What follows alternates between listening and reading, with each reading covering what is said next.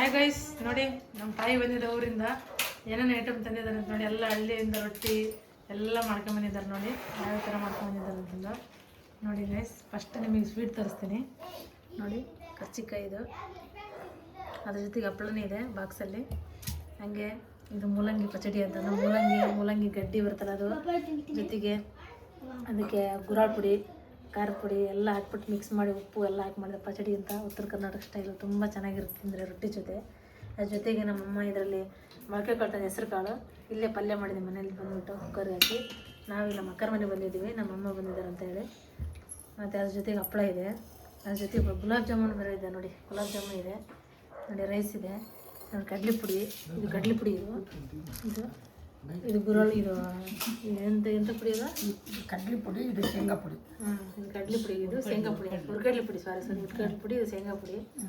ಇದು ನೋಡಿ ಮಾವಿನಕಾಯಿ ಉಪ್ಪಿನಕಾಯಿ ಹೆಂಗಿದೆ ನೋಡಿ. ನೋಡಿದ್ರೆ ಬಾಯಾಗಿ ನೀರು ಬರ್ತದೆ ಜೋಜು, ಆ ಥರ ಇದೆ ನೋಡಿ ಫ್ರೆಂಡ್ಸ್. ಆ ಥರ ಇದೆ ನೋಡಿ. ಅಲ್ಲಿ ಹಾಕಿದ್ದಾರೆ ನೋಡಿ ದುಡ್ಡು.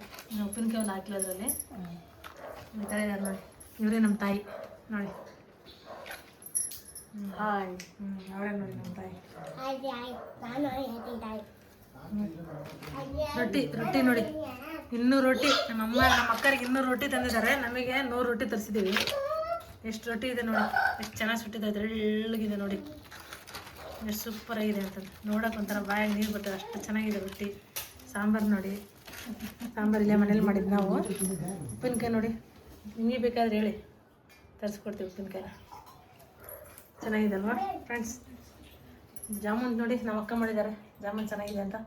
ಸ್ವಲ್ಪ ಮಕ್ಕಳುಗಳು ಹಂಗೆ ಹಿಂಗೆ ಮಾಡಿಬಿಟ್ಟಿದ್ದಾರೆ ಗಜಿ ಬಿಜಿ ಅನ್ನಂಗೆ, ಏನು ಹಾಕಲ್ಲ, ಅಚ್ಚುಕಟ್ಟು ಮಾಡ್ಕೇಳಿ ಅಷ್ಟೇ.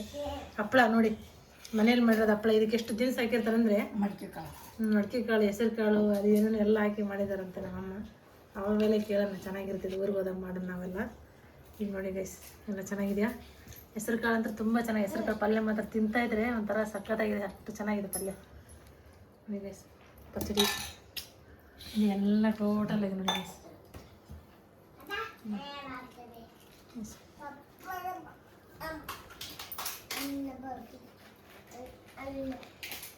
ಅವರೇ ನಮ್ಮ ತಾಯಿ ಅವ್ರು ನೋಡಿ. ಹೆಂಗೆ ಮಾಡ್ಬೇಕಂತ ತೋರಿಸ್ತೀನಿ ನೋಡ್ರಿ. ಮೊದ್ಲಾಗ ರೊಟ್ಟಿ ಹಿಂಗೆ ಮುರ್ಕೊಂಡು ಹಿಂಗೆ ಮಾಡ್ಕೋಬೇಕ್ರಿ. ಪಲ್ಯವು ಹಿಂಗೆ ಹಚ್ಕೊಂಡು ಬಾಯ್ದಂಗ ಹಂಗ ಜೊತೆಗೆ ಸ್ವಲ್ಪ ಉಳ್ಳಾಗಡ್ಡಿ ಹಚ್ಕೋಬೇಕ್ರಿ. ಆಹಾ ಹಾ ಹಾ. ಹಲೋ